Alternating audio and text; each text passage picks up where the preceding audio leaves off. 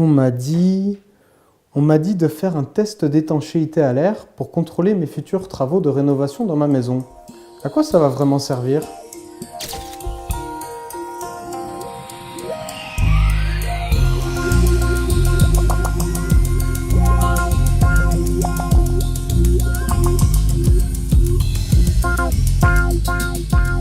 Les tests d'étanchéité sont fortement conseillés en cas de rénovation.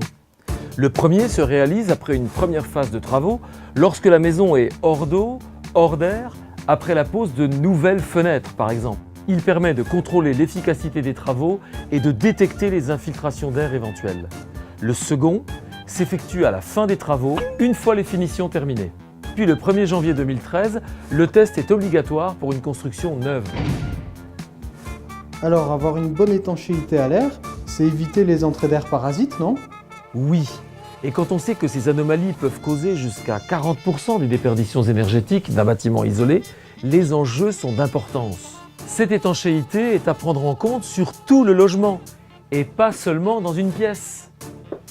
Dans une maison des années 70-80, non rénovée, l'étanchéité est faible, même très faible. C'est comme avoir un trou de 40 cm dans un mur.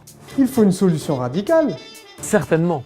Premier point à contrôler, la qualité de l'enveloppe, c'est-à-dire la bonne isolation de la toiture et des murs. Par la pose parfaite de membranes par vapeur, les infiltrations d'air seront supprimées. La bonne pose des fenêtres est aussi primordiale pour l'étanchéité à l'air. Une fenêtre ultra performante ne servira à rien si elle est mal installée. Les jonctions entre la maçonnerie et le dormant de la fenêtre doivent être parfaitement étanches. Vérifiez ensuite l'état des jonctions entre les éléments d'isolation au niveau des seuils de porte, des prises électriques. Ce sont souvent des points sensibles. Maintenant que j'ai compris l'intérêt du test, en quoi ça consiste? Eh bien, pour faire ce test, vous devez faire appel à une entreprise certifiée.